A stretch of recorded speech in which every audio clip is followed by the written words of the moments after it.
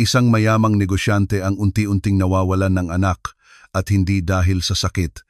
Tila ba ang lakas ni Rafael ay paunti-unting nauubos sa bawat araw. Hanggang sa isang mahirap na bata, anak ng kanilang kasambahay, ang lumapit at nagsabing, "Hindi po pinapayagang maglakad ng nobya ninyo ang anak ninyo." Tiningnan siya ni Eduardo ng hindi makapaniwala. At sa sandaling iyon, nagbago ang lahat. Bago tayo magsimula, mag-subscribe sa aming channel para makahanap ng mas maraming kwentong tulad nito at ilike ang video para hindi mo makaligtaan ang mga susunod pa.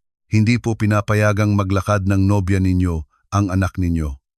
Ang boses ni Marco ay bumasag sa katahimikan ng opisina ni Eduardo na parang isang putok ng baril. Si Eduardo, na noon ay abala sa pagsusuri ng ilang kontrata sa kanyang mesa, ay biglang nag-angat ng ulo. Ang bata ay nakatayo roon, nanginginig. Hinihingal, mahigpit ang hawak sa sombrerong palagi niyang suot. Hindi siya kumatok, hindi naghintay ng pahintulot, basta na lamang siyang pumasok. "Anong sinabi mo?" tanong ni Eduardo, na may higit na tono ng pagtataka kaysa galit. "Ang ibig ko pong sabihin, hindi pinapayagan ni Isabela si Rafa na maglakad at may inilalagay siyang kakaiba sa pagkain niya," ulit ni Marco, nanginginig ang boses. Kumurap si Eduardo, sinusubukang iproseso ang narinig.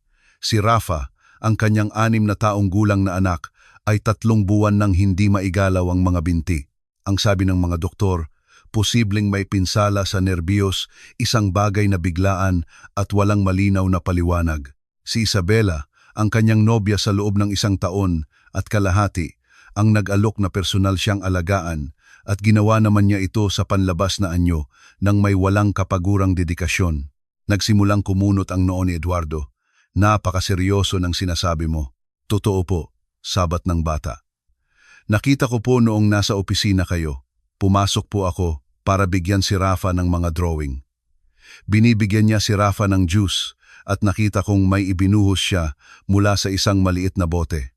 Tiningnan ako ni Rafa ng kakaiba. Para bang ayaw niyang inumin.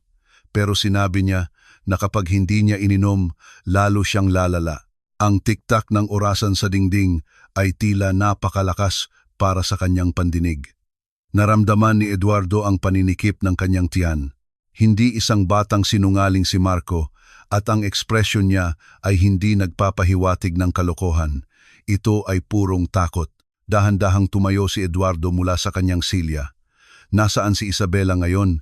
"Nasa kwarto po ni Rafa," sagot ni Marco sa mahinang boses na tila takot na may makarinig. "Pero huwag po kayong pumasok ngayon. Baka malaman niyang ako ang nagsabi sa inyo." Ang mga salitang iyon ay nanatili sa hangin.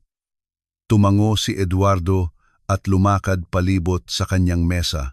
Pagdating sa pinto, sumilip siya sa pasilyo patungo sa bahagyang bukas na pinto ng kwarto ni Rafa. Isang kislap ng metal ang kumislap sa kamay ni Isabela bago niya ito inalis sa paningin. Bumilis ang tibok ng puso ni Eduardo. Walang pag-aalinlangan, umatras siya at bumalik sa kanyang mesa. "Marco, pumunta ka sa nanay mo sa kusina. Huwag mong sasabihin kanino man ang sinabi mo sa akin. Naiintindihan mo?" Tumango ang bata, nakatikom ang mga labi, at tumakbo palabas. Hinayaan ni Eduardo ang sarili na mapaupo sa kanyang silya. Ang alaala ni Rafa na masaya at tumatakbo sa hardin, ilang buwan na ang nakalipas, ay tumama sa kanya na parang isang malupit na paalala. Paano kung tama si Marco? Paano kung ang biglaang sakit na ito ay isang malaking kasinungalingan? Mula sa pinto, isang mahinang katok ang nagpabalik sa kanya sa kasalukuyan. "Mahal." Ang boses ni Isabela ay kasing tamis ng dati. "Nagpapahinga si Rafa. Huwag mo siyang istorbohin, ha?" "Sige." Itinaas ni Eduardo ang kanyang tingin. Nagpapanggap na ngumiti. "Sige." Nanatili si Isabela ng ilang segundo pa, pinagmamasdan siya na tila may sinusuri bago tuluyang naglaho sa pasilyo. Sa sandaling iyon, alam ni Eduardo na kailangan niyang patunayan ito sa kanyang sarili, ngunit hindi ngayon, hindi habang nakatingin siya. Binuksan niya ang ilalim na drawer ng kanyang mesa at kinuha ang isang maliit na susi, ang susi sa bodega kung saan nila itinatago ang mga produkto at gamot. Kung may itinatago si Isabela, marahil doon niya mahahanap ang mga unang kasagutan. Bago siya tumayo, nakarinig siya ng mga yapak ulit, mas magaan, mas nagmamadali.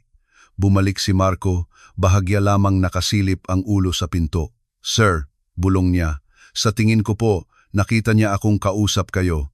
Hindi agad sumagot si Eduardo. Naramdaman niya ang malamig na kilabot sa kanyang likod. Sa labas, tinakpan ng mga ulap ang araw at ang liwanag sa opisina ay naging mas malamig.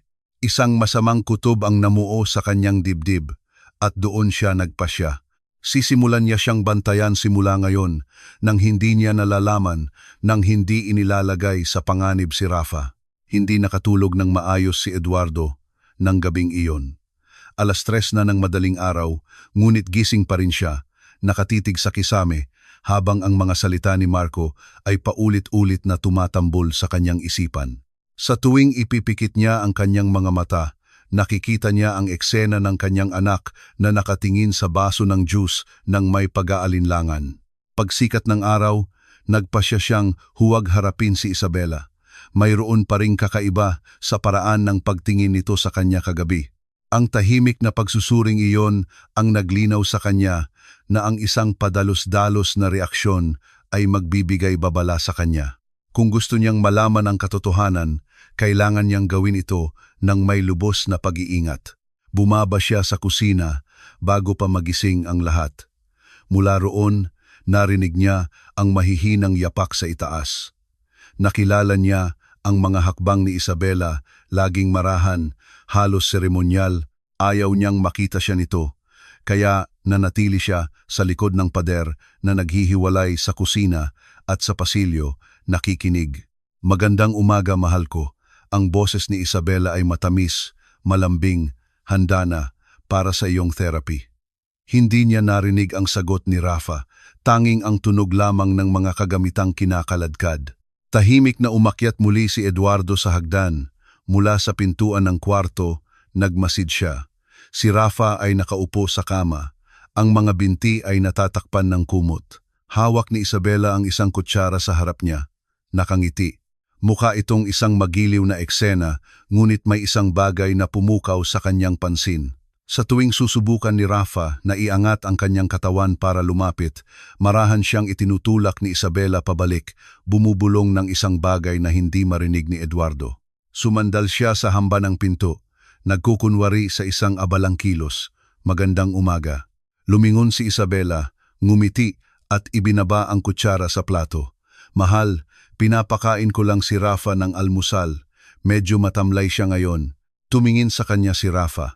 Hindi iyon isang ordinaryong tingin. Mayroong isang bagay sa kanyang mga mata, isang tahimik na pakiusap na hindi lubos na maintindihan ni Eduardo, ngunit labis na nakabagabag sa kanya. Sa natitirang bahagi ng umaga, nanatili si Eduardo sa malapit, nagkukunwaring tinitingnan ang mga email sa kanyang telepono habang sinusundan ang bawat galaw. Alam ni Isabela ang kanyang presensya, pinapanatili ang isang mapagmahal na tono at malambing na mga salita kay Rafa. Ngunit may isang sandali na yumanig sa kanya. Nahulog ni Rafa ang isang serbilyeta at nang yumuko ito upang kunin, sumayad ang kanyang paa sa sahig. Agad na kumilo si Isabela, mahigpit na inilagay ang kanyang kamay sa balikat nito. Hindi Rafa," sabi niya sa mahina ngunit matatag na boses. "Huwag mong pilitin ang iyong mga binti, mahal. Baka lalo kang mapinsala." Kumunot ang noo ni Eduardo. Lalo kang mapinsala. Ang huling ulat medikal na natanggap niya ay hindi nagsasabi na ang pagsubok na igalaw ang kanyang mga binti ay maaaring magpalala sa kanyang kondisyon. Nang umalis si Isabela upang sagutin ang isang tawag, lumapit si Eduardo sa kanyang anak. "Masakit ba kapag sinusubukan mong igalaw?" tanong niya sa mahinang boses. Umiling si Rafa. Kung gayon, bakit? Ngunit ang tunog ng mga yapak sa pasilyo ang nagpatahimik sa kanya. Pumasok muli si Isabela, inilalagay ang telepono sa kanyang bulsa. Tumawag sila mula sa rehabilitation center. Sabi niya nang may sanay na naturalesa, "Sinabi ko sa kanila na sa ngayon hindi natin babaguhin ang kanyang treatment." Naramdaman ni Eduardo ang isang matalim na pag-aalerto. Noong nakaraang linggo, sinabi sa kanya ni Isabela na Tinanggihan sila ng rehabilitation center dahil hindi nila tinatanggap ang kanyang diskarte sa natural na gamutan. Ngayon, ayon sa kanya, sila ang tumawag para mag-alok ng pagpapatuloy. Alin sa dalawang bersyon ang totoo? Wala siyang sinabi. Pinanood niya ito habang inaayos ang kumot sa mga binti ni Rafa, humuhuni ng isang pambatang himig. Lahat ay tila maayos, ngunit hindi na siya naniniwala sa larawang iyon. Kinahapunan, nagpaalam siyang lalabas para asikasuhin ang ilang bagay. Sa katotohanan, nanatili siya sa aklatan kung saan, sa pamamagitan ng refleksyon sa salaming pinto, nakikita niya ang bahagi ng pasilyo na patungo sa kwarto ni Rafa. Nakita niyang pumasok si Isabela at isinara ang pinto sa likod niya. Lumipas ang ilang minuto nang walang anumang tunog hanggang sa marinig ang isang mabilis na bulungan na tila nakikipag-usap siya sa telepono. Hindi niya maintindihan ang mga salita, ngunit napansin niyang ang tono ay mas magaspang kaysa sa ginagamit niya sa kanya o kay Rafa. Nang sa wakas ay lumabas ito, taglay niya ang parehong matamis na aura tulad ng dati. Nagpapahinga na si Rafa. Maghahanda ako ng tsaa. Gusto mo? Tumango si Eduardo nang may kontroladong ngiti. Pinanood niya itong maglakad patungo sa kusina. Ang kanyang silweta ay hiniwa ng liwanag ng dapit hapon at naramdaman niyang lumalaki ang kawalan niya ng tiwala. Ang mga kontradiksyon ay hindi na lamang mga hinala. Nagsisimula na silang bumuo ng isang pattern. Nang gabing iyon, habang naririnig ang mahinang hilik ni Rafa mula sa pasilyo, gumawa si Eduardo ng isang tahimik na desisyon. Kung gusto niyang malaman kung ano ang nangyayari, kailangan niyang lumapit pa nang hindi napapansin ni Isabela. Kinabukasan ay dumating na may kulay abong liwanag na tila nagbabadya ng isang bagay. Tahimik na nag-almusal si Eduardo, pinagmamasdan si Isabela habang inihahanda ang herbal na tsaa para kay Rafa. Napansin niya kung paano niya binabantayan ang bawat galaw, na tila alam niyang pinagmamasdan siya. Ilang sandali pa, lumapit ito sa mesa na may karaniwang ngiti. Pupunta ako sa palengke sa bayan. Gusto kong kumuha ng mga sariwang halamang gamot para sa treatment ni Rafa. Mag-isa ka lang? Tanong ni Eduardo, sinusubukang magtunog na kaswal. Oo, hindi hihigit sa 1 oras. Nang magsara ang pangunahing pinto sa likod niya, nagbago ang kapaligiran ng bahay. Naghintay si Eduardo ng ilang minuto, pagkatapos ay tumayo at umakyat sa hagdan. Tahimik ang pasilyo. Mula sa kwarto ni Rafa, tanging ang tunog ng mga cartoons ang maririnig. Titingnan ko lang ang ilang bagay sa therapy room, bulong niya, higit sa kanyang sarili kaysa kanino man. Ang silid ay nasa dulo, katabi ng opisina ni Isabela. Pagpasok niya, tumama sa kanya ang amoy, isang pinaghalong medical alcohol at isang mas matapang kemikal na amoy na hindi niya agad matukoy. Ang mga pader ay puno ng mga estante na may mga bote, lalagyan at kahon ng iba't ibang laki. Sa isang mesang kahoy, may isang bukas na kuwaderno na may maliit at siksik na sulat kamay. Lumapit siya sa isang mababang estante. Doon, sa kadiliman, may ilang bote na walang etiketa. Ang isa ay kalahating puno ng isang malinaw na likido. Ang isa naman ay may napakaputing pulbos. Kinuha niya ang isa at itinaas sa liwanag. Ang likido ay tila mas malapot kaysa tubig. Ang amoy ay matalim, halos metaliko. Naghahanap pa. Binuksan niya ang isang drawer at nakakita ng mga nakatuping resibo. Lahat ay may parehong letterhead, malusog na Alaga Veterinary Clinic, mga pagbili ng muscle relaxants at pain relievers para sa paggamit ng hayop. Ang mga petsa sa resibo ay tumutugma sa mga unang linggo nang mawalan ng kakayahang maglakad si Rafa. Dumagundong ang kanyang puso. Ibinalik niya ang tingin sa kuwaderno. Ito ay isang talaan na may mga kolum para sa petsa at dami. Sa ilang pahina, sa tabi ng petsa, may mga tala na naglalarawan ng pagtaas ng dosis, pagbawas ng dami, at mga obserbasyon tulad ng mabagal na reaksyon, panginginig, pagtanggi sa likido. Isang tunog sa likod niya ang nagpalingon sa kanya. Si Marco iyon, sumisilip mula sa pinto na may takot na ekspresyon. Sir Eduardo, bulong niya. Nakita ko na po siyang gumagamit niyan. Tiningnan siya ni Eduardo ng matalim. Ibig mong sabihin, inilalagay niya ang mga ito sa pagkain at juice ni Rafa. Ginagawa niya po yan kapag wala kayo o kapag akala niya walang nakakakita. Dahan-dahang pumasok ang bata at isinara ang pinto. Noong una, akala ko gamot. Pero minsan nakita ko kung gaano niya kabilis itago nang marinig niya ako. Simula noon, napapansin ko na halos araw-araw niya itong ginagawa. Naramdaman ni Eduardo ang bigat sa kanyang dibdib.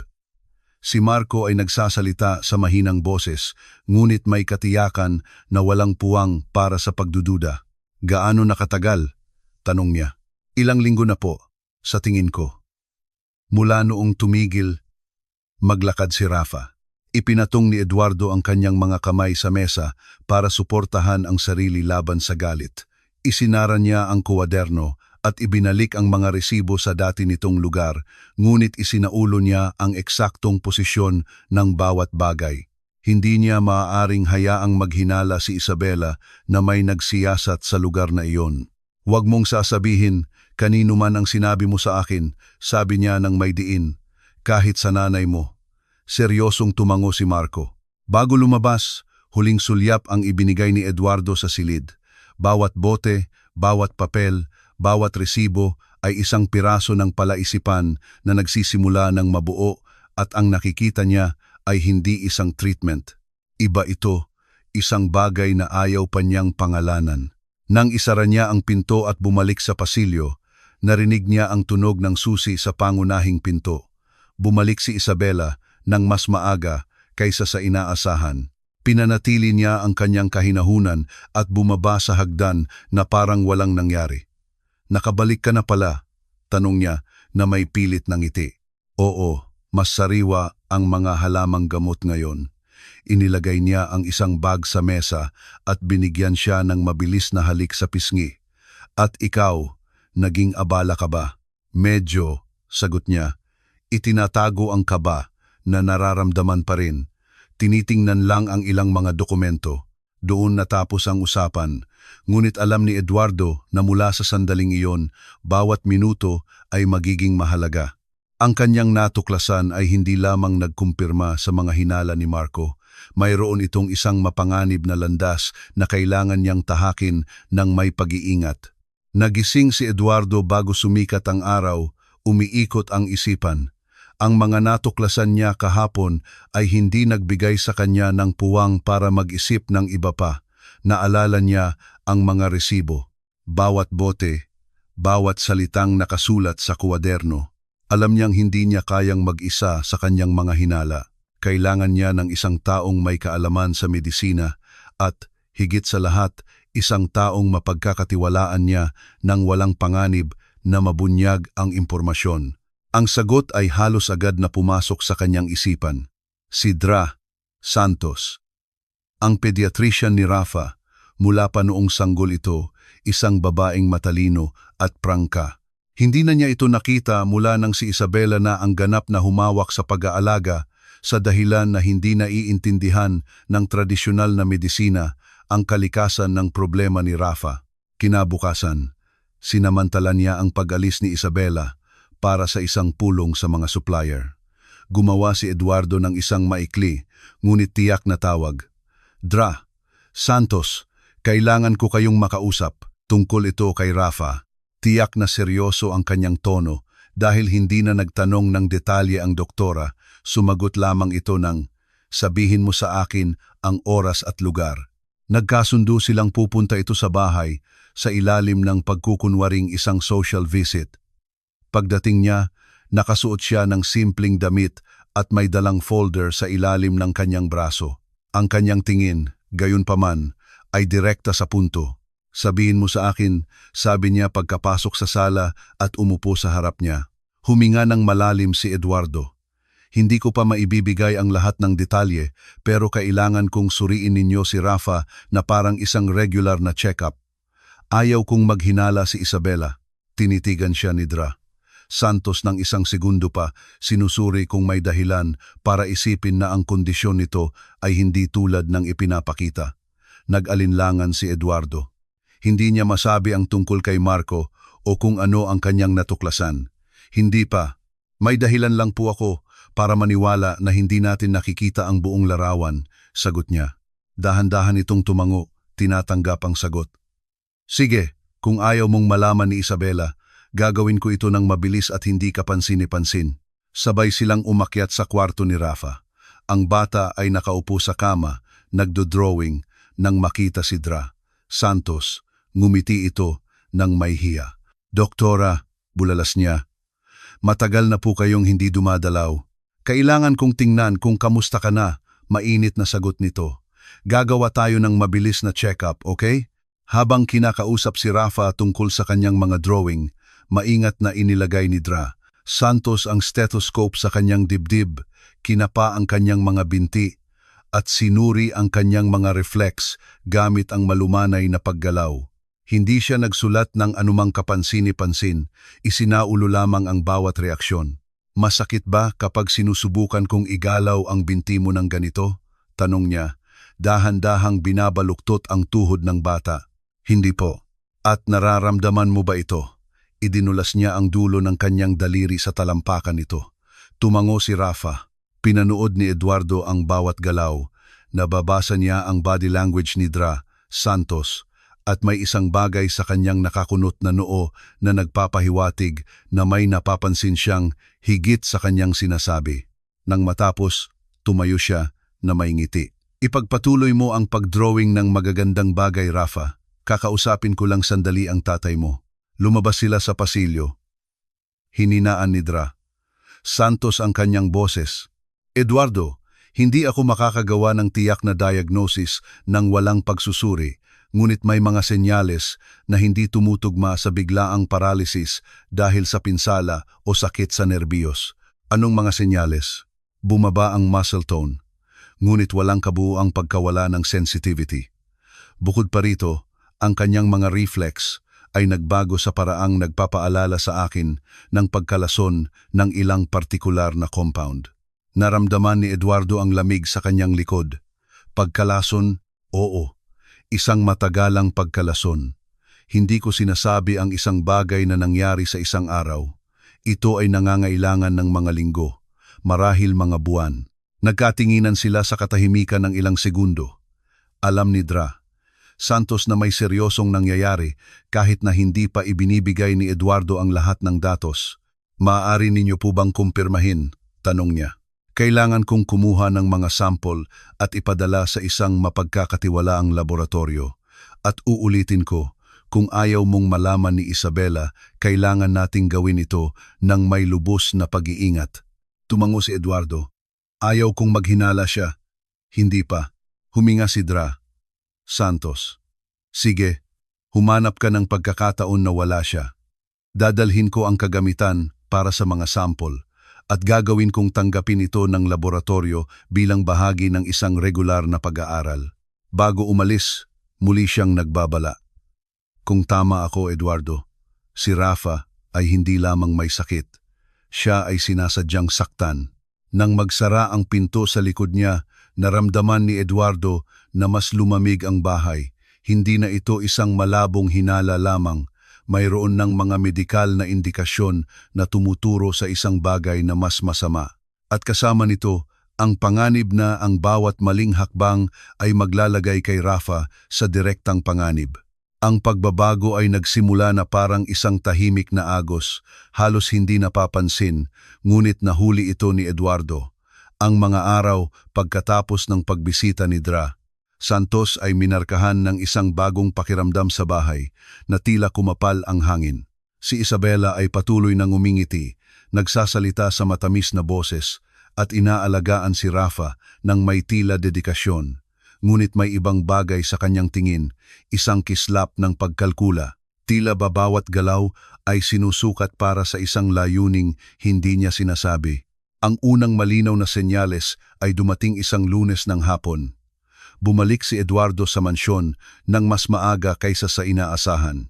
Huminto ang kotse sa harap ng pasukan at nang buksan niya ang pinto, narinig niya ang isang mahinang bulungan na nagmumula sa pasilyo sa itaas na palapag. Umakyat siya ng walang ingay. Sinusundan ang tunog. Bahagyang nakabukas ang pinto ng kwarto ni Rafa at sa siwang, nakita niya si Isabela na nakaupo ng napakalapit dito, nakayuko sa kanyang tainga, nagsasalita sa mababa at matatag na tono. Hindi niya maintindihan ang mga salita. Ngunit ang pinakapumukaw sa kanyang pansin ay ang paraan ng pagpapanatili ni Rafa ng kanyang tingin na nakatuon sa kumot sa kanyang mga binti, na tila ayaw siyang tingnan sa mata. "Oh, hindi ko alam na nakabalik ka na," sabi ni Isabela nang makita siya, biglang umayos ng upo. Ang kanyang ngiti ay lumitaw ilang sandali pagkatapos, masyadong mabilis para maging tunay. Natapos ng maaga ang meeting, sagot ni Eduardo. Sinusubukang magtunog na walang pakialam. "Maayos ba ang lahat dito?" "Perpekto. Nag-uusap lang kami sandali." Itinaas ni Rafa ang kanyang tingin sa loob lamang ng isang segundo at sigurado si Eduardo na nakakita siya ng kislap ng pagkabalisa sa kanyang mga mata. Hindi na niya pinilit, ngunit nanatili sa kanya ang imahe. Mula noon, itinigil ni Isabela ang pag-delegate ng pag-aalaga kay Rafa. Kung dati ay maaaring tumulong ang mga kasambahay sa almusal, pananamit o therapy, ngayon ay siya na ang gumagawa ng lahat ng gawain mula simula hanggang wakas. Idinahilan niya na mas mabuti para sa pag-unlad nito kung iisang tao lamang ang namamahala sa lahat, ngunit hindi lamang si Rafa ang nasa ilalim ng mas mahigpit na kontrol. Sa mga tauhan ng bahay, naging mas matalas ang kanyang pakikitungo. Sinusuri niya ang kalinisan ng may labis na detalye. Pinapagalitan niya ang ina ni Marco sa mga maliliit na gawain at higit sa isang beses siyang pinapunta sa mga gawain sa labas ng ari-arian nang walang malinaw na dahilan. Ang epekto ay malinaw. Bawasan ang pagkakataon para sa sinuman na mapag-isa kasama si Rafa. Isang gabi, habang pareho silang nagsusuri ng ilang dokumento sa sala, nagpasya si Eduardo na subukan ang sitwasyon. "Iniisip ko," sabi niya habang nakatingin sa mga dokumento na parang isang kaswal na komento, "siguro dapat nating dalhin si Rafa sa isang rehabilitation center, isang lugar na may mas maraming espesyalista para makakuha ng mas kumpletong pananaw." Dahan-dahang itinaas ni Isabela ang kanyang tingin, na tila tinitimbang ang bawat salitang sasabihin. "Mga espesyalista," ulit niya. "Hindi ka naniniwala sa ginagawa ko para sa kanya?" Ang tanong ay may talas na hindi maitatago. "Hindi iyon," sagot ni Eduardo na may kalkuladong neutral na tono. "Iniisip ko lang na mas maraming opinyon ang maaaring makatulong." Inilapag niya ang ballpen sa mesa na may bahagyang malakas na tunog. "Eduardo, narito ako araw-araw na inaalagaan siya, pinapanatili ang kanyang loob, tinitiyak na nakukuha niya ang kailangan niya. Alam mo ba kung gaano kahirap panatilihing matatag siya?" Ang komento ay nagdala ng higit pa sa pagod lamang. Kalmadong tiningnan siya ni Eduardo, pinapanatili ang kanyang postura. "Hindi ko kinukwestiyon ang iyong pagsisikap. Iniisip ko lang na kung may alternatibong maaaring magpabilis ng kanyang paggaling, dapat nating isaalang-alang ito." Pinanatili ni Isabela ang kanyang tingin sa loob ng ilang segundo na tila mas matagal kaysa sa nararapat. Pagkatapos ay dahan-dahan siyang tumayo, kinuha ang mga papel at naglakad patungo sa hagdan. "Hinahanap ko rin kung ano ang pinakamabuti para sa kanya," sabi niya nang hindi lumilingon. "Huwag mong kalimutan iyon." Sinundan siya ni Eduardo ng tingin hanggang sa maglaho siya sa itaas na palapag. Ang katahimikan na naiwan sa silid ay hindi isang ordinaryong katahimikan ng isang tahimik na gabi. Ito ay makapal, hindi komportable, na tila ang pag-uusap na iyon ay nagmarka ng isang hindi nakikitang hangganan. Sa mga sumunod na araw, naging mas malinaw ang tensyon. Nagsimulang magdala si Isabela ng isang maliit na kuwaderno na may madilim na pabalat na palagi niyang kinokonsulta at hindi kailanman iniiwan sa abot ng sinuman. Ginamit niya ito para itala ang mga schedule, pagkain at mga detalye ng routine ni Rafa. Bagamat naghinala siyang sa mga pahinang iyon, ay may higit pa sa simpleng mga tala. Kahit na lumabas si Rafa sa hardin, nanatili siyang ilang hakbang sa likod, pinagmamasdan ang bawat galaw. Kung lumapit si Marco o ang kanyang ina, nakahanap si Isabela ng dahilan para makialam. Minsan ay mag-aalok ng juice o sasabihing kailangan ng magpahinga ni Rafa. Napagtanto ni Eduardo na pinagmamasdan din siya tulad ng kanyang anak na kinokontrol ang kanyang pag-uugali. Hindi siya maaaring magpakita ng pagkabalisa o pagmamadali dahil makukumpirma nito ang anumang hinala ni Isabela. Ngunit sa loob, tumitindi ang pressure. Bawat araw na lumilipas, tila mas alerto at mas mapag-angkin ito. Tila alam niyang mayroon siyang hindi sinasabi. At kahit hindi ito ipinapakita ni Eduardo, nagsimula na siyang makaramdam na ang puwang para kumilos ay nagiging mapanganib na makitid. Dumating na ang dapit hapon sa mansyon na may makapal na hangin na puno ng ginintuang liwanag na nagkulay sa lahat ng melangkolya. Nakaupo si Eduardo sa kanyang opisina, sinusubukang isawsaw ang sarili sa pagsusuri ng ilang kontrata, ngunit ang kanyang isip ay nasa ibang lugar. Hindi niya mapigilang isipin ang mga huling araw, ang banayad at patuloy na pagbabantay kay Rafa, ang pagiging kontrolado nito sa mga tauhan, ang pag-uusap sa sala na nag-iwan ng hindi nakikitang talas sa pagitan nila. Kailangan niya ng pahinga, hindi mula sa bahay, kundi mula sa presensya nito na tila sumasakop sa bawat sulok. At may isang lugar kung saan bihirang mag-cruise ang kanilang landas, ang aklatan, isang malawak na silid na may matataas na kisame, kung saan ang madilim na kahoy na mga estante ay nag-iingat ng mga aklat na minana ni Eduardo mula sa kanyang ama. Iniiwasan ito ni Isabela. Sabi niya, ang amoy ng lumang papel ay nagpapasikip sa kanyang dibdib.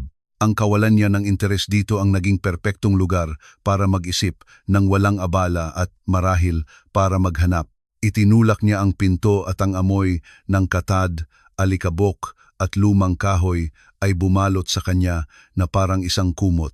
Ang liwanag na sumasala sa mga kurtina ay malabo, nagpapakita ng mga particle na lumulutang sa hangin.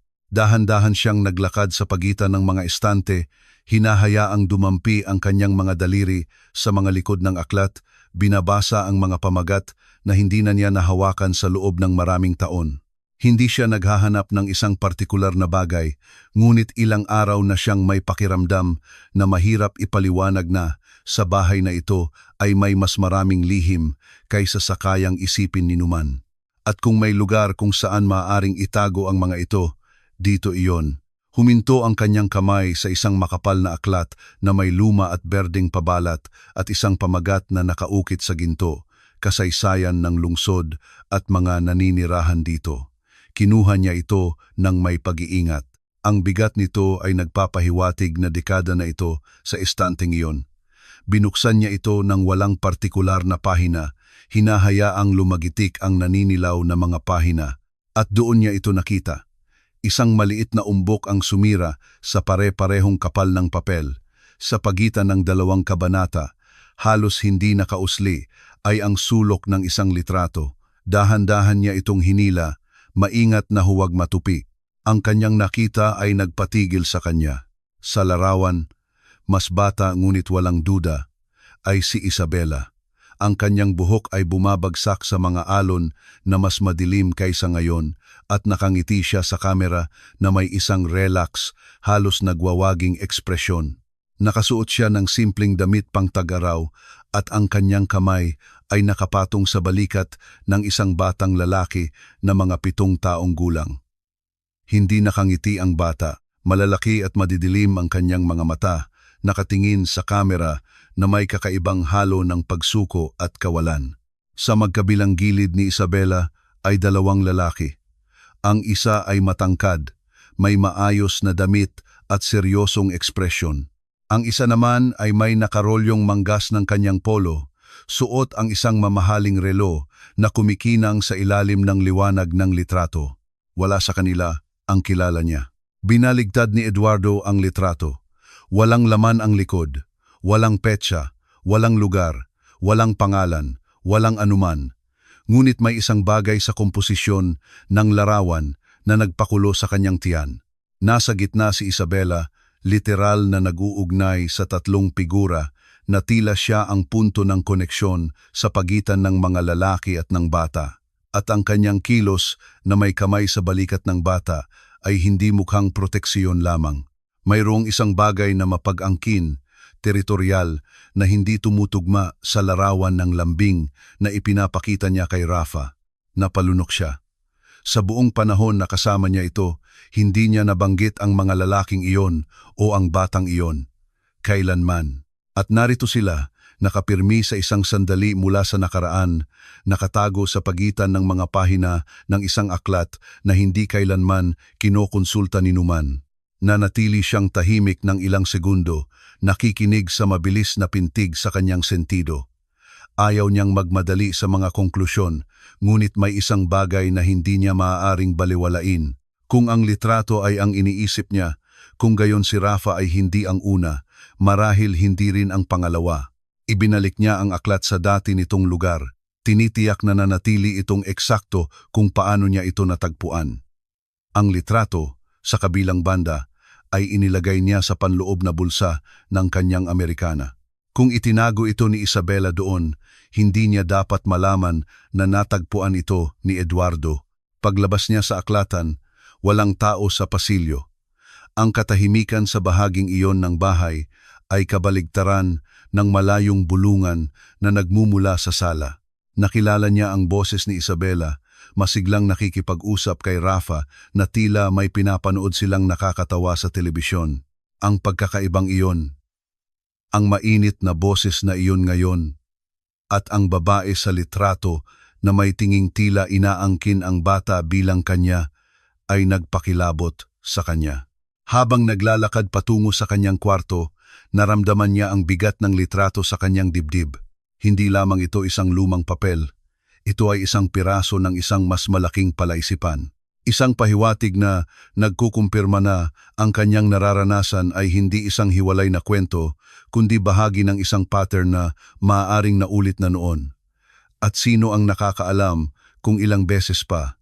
At sa unang pagkakataon, naunawaan ni Eduardo na ang kanyang kinakaharap ay maaaring mas mapanganib kaysa sa kanyang inaakala. Ginugol ni Eduardo ang halos buong gabi na gising, nakaupo sa kadiliman ng kanyang kwarto na hawak ang litrato.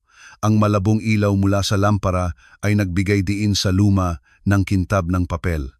Paulit-ulit niyang pinagmasdan ang mga mukha ng dalawang lalaki, sinusubukang maghanap ng anumang alaala, isang social event o isang business meeting kung saan maaaring nakita niya sila. Wala. Sila ay ganap na mga estranghero.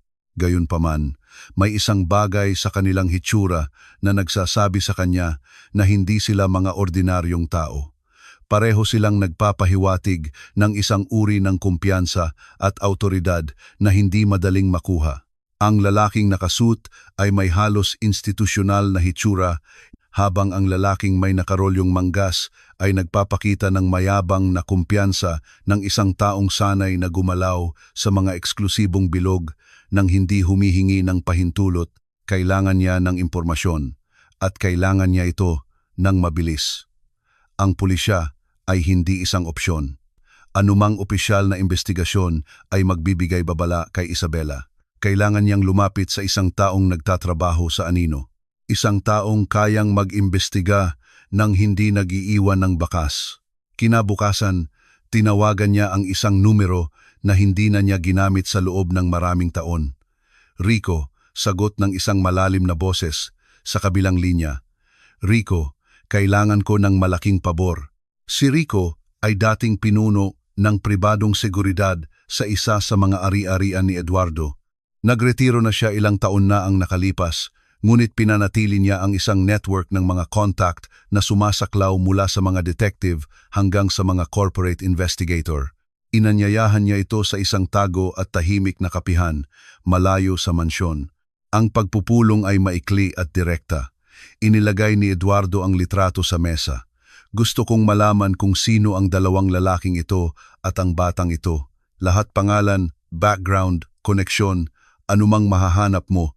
Sinuri ni Rico ang litrato nang may pansin, huminto ng mas matagal sa mukha ni Isabela. At siya, tanong niya, kilala ko na siya. Ang hindi ko alam ay kung ano ang ginagawa niya kasama sila. Tumango si Rico nang walang karagdagang tanong. Bigyan mo ako ng ilang araw. Huwag mong gagamitin ang iyong telepono para pag-usapan ito. Ako ang tatawag. Sa sumunod na 72 oras, namuhay si Eduardo sa isang tahimik na tensyon. Si Isabela ay tila bumalik sa kanyang mas magaan, hindi gaanong mahigpit na bersyon. Ngunit alam ni Eduardo na ito ay isang yugto lamang.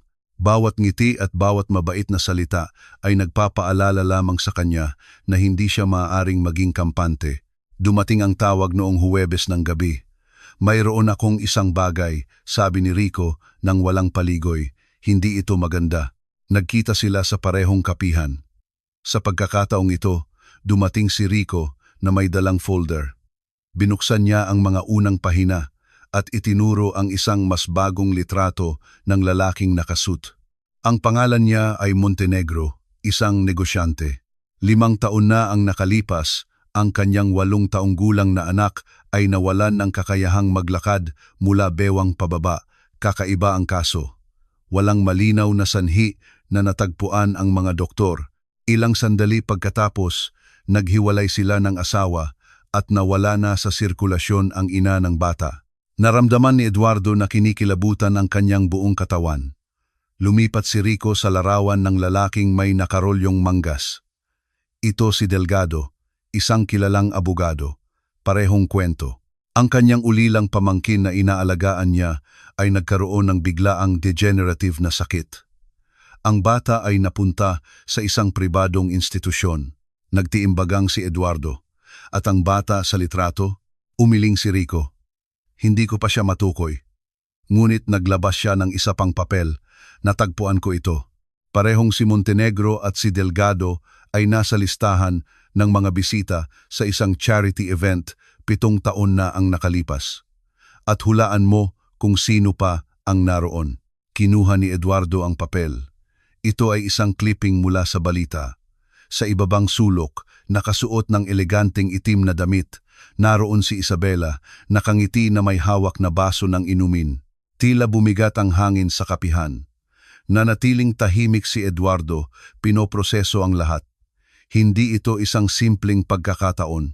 Mayroong isang pattern, mayayamang lalaki, isang bata sa ilalim ng kanilang pangangalaga na nagiging baldado sa mga kahina-hinalang pangyayari. At si Isabela, laging naroroon. Tiningnan siya ni Rico ng seryoso. Kung ipagpapatuloy mo ito, mas mabuting gawin mo ito ng may lubos na pag-iingat. Ang mga koneksyong ito ay hindi nagkataon lamang at hindi siya kumikilos ng mag-isa. Tumango si Eduardo, inilagay ang mga dokumento sa isang sobre at dinala ito sa ilalim ng kanyang braso. Pagbalik sa mansyon, dumaan siya sa sala na may kontroladong mga hakbang, alam na bawat galaw ay dapat magmukhang normal. Mula sa sala, tinawag siya ni Isabela sa isang magaan na tono. Tamang-tama ang dating mo para sa hapunan. Ngumiti si Eduardo ng mekanikal at lumapit, ngunit habang nakaupo sa mesa, ang sobre sa kanyang Amerikana ay tila kasing bigat ng tingga. Ngayon ay mayroon na siyang patunay na hindi siya paranoid. Ang kanyang natuklasan ay bahagi ng isang bagay na mas malaki at mas madilim. Ang umaga ay nagsimula sa isang mapanlinlang, halos artipisyal na katahimikan. Si Eduardo ay nasa kanyang opisina, sinusuri ang ilang mga ulat na hindi makuha ang kanyang atensyon. Mula roon, ang mga alingaw-ngaw ng pang-araw-araw na gawain sa bahay ay dumarating sa kanya na parang mga bulong ang kalansing ng mga kubyertos sa kusina, ang mahihinang yapak paakyat at pababa ng hagdan, ang malambing na musika ng isang palabas pambata sa kwarto ni Rafa. Lahat ay tila normal hanggang sa biglang namayani ang katahimikan. Hindi ito ang karaniwang katahimikan ng mansyon. Ito ay isang tensyonadong katahimikan na tila may hinihintay. Inilapag ni Eduardo ang kanyang ballpen sa mesa at lumabas sa pasilyo. Habang paakyat sa hagdan, isang maikli at pigil na daing ang nagpatigil sa kanya. Itinulak niya ang pinto ng kwarto at natagpuan siya. Si Rafa ay nakahiga, maputla, na may bahagyang tuyong mga labi at buhok na dumidikit sa kanyang noo dahil sa manipis na pawis. Ang kanyang paghinga ay hindi regular at bawat paghinga ay tila isang pagsisikap. Rafa, Agad na lumapit si Eduardo, inilagay ang kanyang palad sa noo nito. May mataas kang lagnat, anak. Binuksan ng bata ang kanyang mga mata nang sapat lamang upang tingnan siya, bumulong ng isang bagay na hindi malinaw at muling ipinikit. Ang init na nagmumula sa kanyang balat ay nagkumpirma na may mataas siyang lagnat. Nakatayo si Isabela sa tabi, na may maingat na kalkuladong ekspresyon, nakikita ang pag-aalala, ngunit walang anumang pagpanik. Ganyan na siya mula pa kagabi, sabi niya. Huwag kang mag-alala. Normal lang iyan. Inilalabas ng katawan niya ang mga lason. Tiningnan siya ni Eduardo nang hindi makapaniwala. Hindi ito normal. May mataas siyang lagnat at halos hindi na magising. Huwag kang mag-overreact, Eduardo. Babantayan ko siya ng maigi at sa loob ng ilang oras, magiging maayos din siya, sagot niya ng may lambing na mas tunog kontrol kaysa kahinahunan. Hindi na siya nakipagtalo. Tumalikod siya at bumaba sa kanyang opisina. Kinuha niya ang telepono at tinawagan ang numero ni Dra. Santos, kailangan ko kayong pumunta ngayon, sabi niya nang walang paligoy. May sakit si Rafa. 15 minuto ang lumipas, mabilis na umakyat ang pediatrician sa hagdan, dala ang kanyang bag. Binati niya si Isabela ng isang maikling ngiti at yumuko kay Rafa, nagsasalita sa malambing na boses. Hello, champion. Tingnan natin kung anong nangyayari sa iyo. Sinukat niya ang temperatura. 39 degrees Celsius. Sinuri ang mga reflex, kinuha ang presyon ng dugo, pinakinggan ang puso at mga baga. Itinala niya sa isip ang bawat reaksyon, bawat galaw. May kinain ba siyang kakaiba sa nakalipas na 24 na oras? Tanong niya nang hindi inaalis ang tingin kay Rafa. Wala, agad na sagot ni Eduardo. Ang karaniwan, sumingit si Isabela, tinolang manok, herbal na tsaa at fruit juice. Hindi nagkomento si Dra. Santos, ngunit tumigas ang kanyang tingin. Lumayo siya ng ilang hakbang kasama si Eduardo sa pasilyo. Hindi ito ordinaryong lagnat, sabi niya sa mahinang boses. Ang pagkaantok, panghihina ng kalamnan, ang kulay ng balat. Kailangan kong magsagawa ng mas malalim na pagsusuri. Anong pagsusuri? Isang kumpletong toxicology panel, mga pagsusuri sa paggana ng atay at bato, at ilang pag-aaral sa nerbiyos. Kung mayroong isang panlabas na ahente na nakakaapekto sa kanyang katawan, lalabas iyon doon. Kumunot ang noo ni Eduardo. Magagawa ba natin iyan nang hindi nalalaman ni Isabela? Oo, pero kailangan ngayon na. Kung maghihintay tayo, maaaring magbago ang mga resulta at mahirapan tayong matukoy ito. Bumalik sila sa kwarto. Nagsalita si Dra. Santos kay Isabela sa isang propesyonal at kalmadong tono. Sa lagnat na ito, pinakamabuting magsagawa ng isang pangkalahatang pagsusuri para matiyak na walang malubhang impeksyon. Routine lang ito. Nag-alinlangan si Isabela, ngunit tumango. Binuksan ni Dra. Santos ang kanyang bag at sinimulang ihanda ang mga kagamitan. Kumuha siya ng dugo nang may halos hindi napapansing katumpakan para kay Rafa na halos hindi kumilos. Kumuha rin siya ng isang maliit na sample ng ihi. Lahat ay maingat na inilagay sa mga selyadong lalagyan. Tapos na. Hindi naman masakit, di ba, champion? Sabi ni Dra. Santos, hinahaplos ang kanyang buhok. Pagpapaalam, lumingon siya kay Eduardo. Tatawag ako agad kapag mayroon na akong resulta, bulong niya. Huwag mong hayaang tumaas pa ang lagnat niya. Nagsara ang pinto sa likod niya. Bumalik si Eduardo sa tabi ng kama. Si Rafa ay natutulog nang hindi mapakali, na may bahagyang panginginig sa kanyang mga talukap. Nanatili si Isabela doon, hinahaplos ang kanyang buhok sa katahimikan. Makikita mo, bukas ay magiging maayos din siya, sabi niya nang hindi tumitingin sa kanya. Hindi sumagot si Eduardo.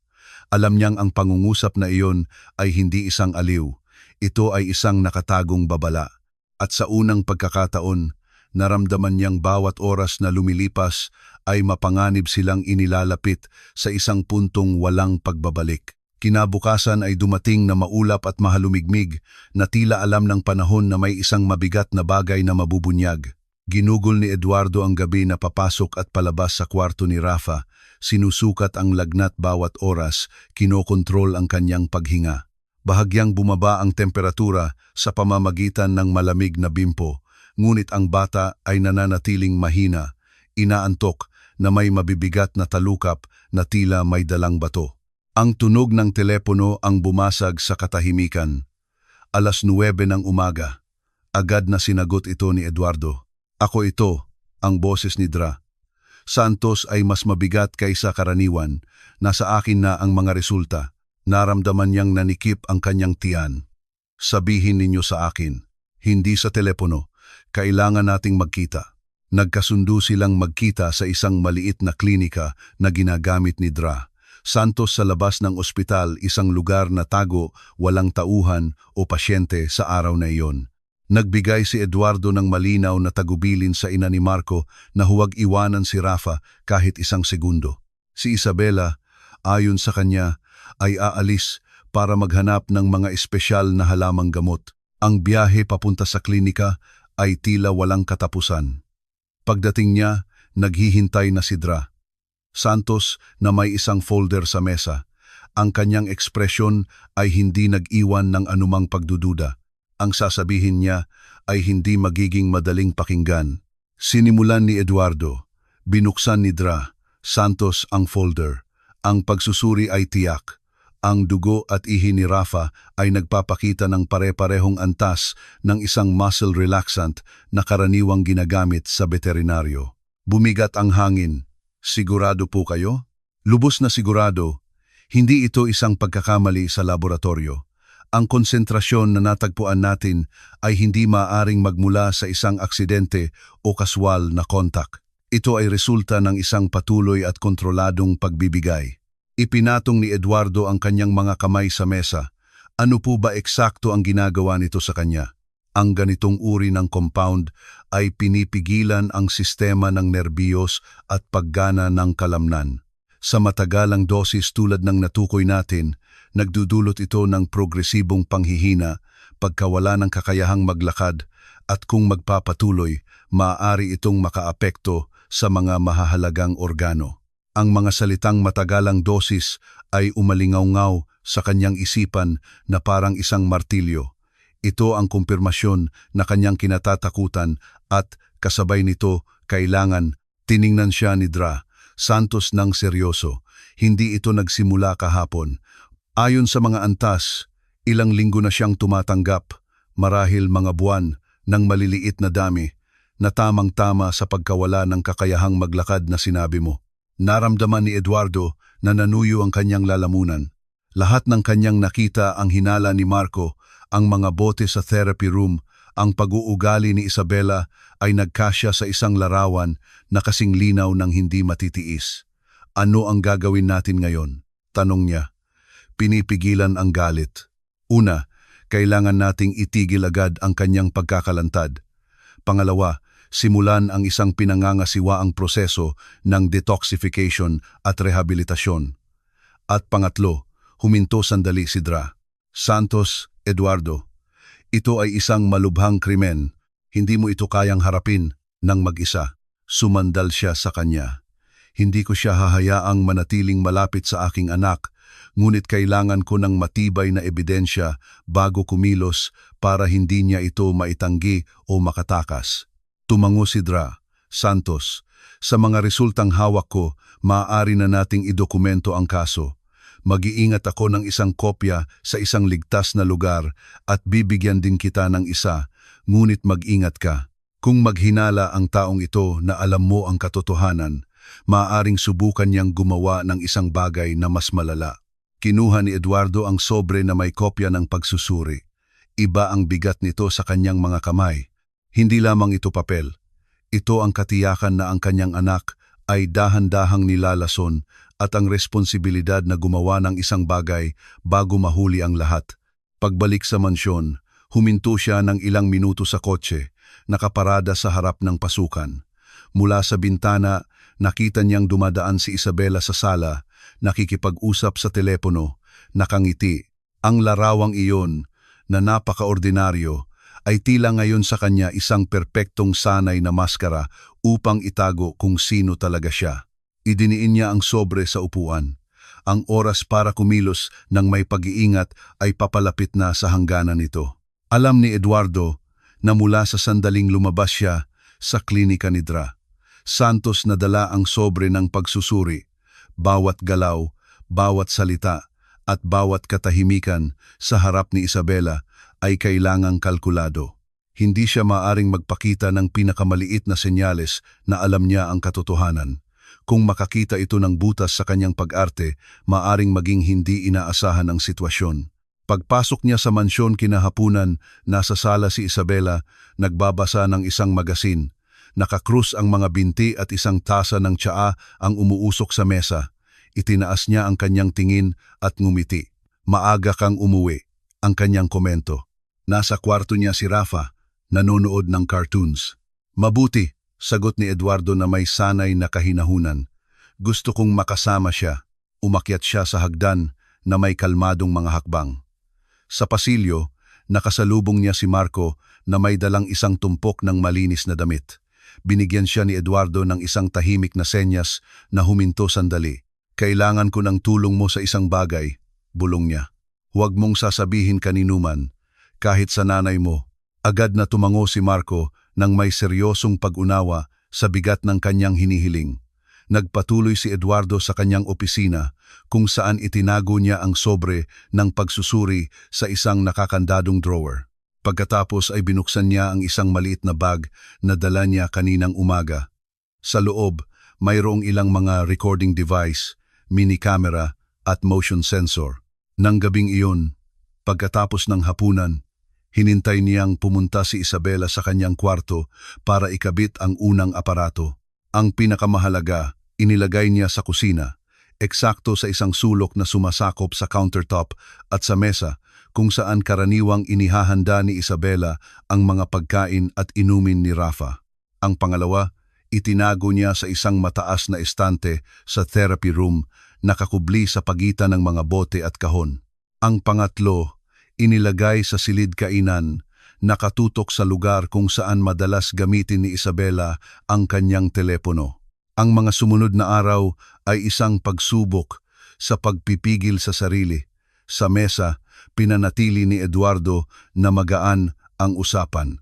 Nagtanong siya tungkol sa mga halaman sa hardin, tungkol sa mga halamang gamot na sinasabing binibili ni Isabela, o tungkol sa huling aklat na sinasabi niyang binabasa. Nakikinig siya sa kanya, ngumingiti, at gumagawa pa ng maliliit na komento para magpanggap na interesado. Samantala, bawat gabi ay sinusuri niya ang mga recording sa kanyang opisina. Sa ikatlong gabi, nakuha niya ang kanyang hinahanap. Sa video mula sa kusina, nakikita si Isabela na nagbubuhos ng isang malinaw na likido mula sa isang maliit na bote sa isang baso ng juice. Hindi siya lumingon sa paligid. Ang kanyang mga galaw ay mekanikal, tulad ng isang taong inuulit ang isang routine ng napakadalas na hindi na niya kailangan pang maging maingat. I-pause ni Eduardo ang video, i-advance ng ilang minuto, at nakita niyang inilalagay ang baso sa isang tray kasama ang ilang cookies at lumabas sa frame. Sa isa pang recording na kinuha mula sa silid kainan, nakaupo si Isabela na may telepono sa kanyang tainga. Kumpleto na ang dosis para sa araw na ito, sabi niya sa mahina ngunit malinaw na boses. Hindi siya nagpapakita ng pagtutol. Oo, pananatilihin ko ito sa parehong antas sa ngayon. May isang paghinto at ang kanyang ekspresyon ay naging isang maikling ngiti. Naiintindihan ko, kapag dumating ang oras, gagawa ako ng mga pagsasaayos. Ibinaba niya ang telepono at bumalik sa pagbabasa ng magasin na parang walang nangyari. I-rewind ni Eduardo ang video, pinakinggan itong muli, at isinaulo ang bawat salita.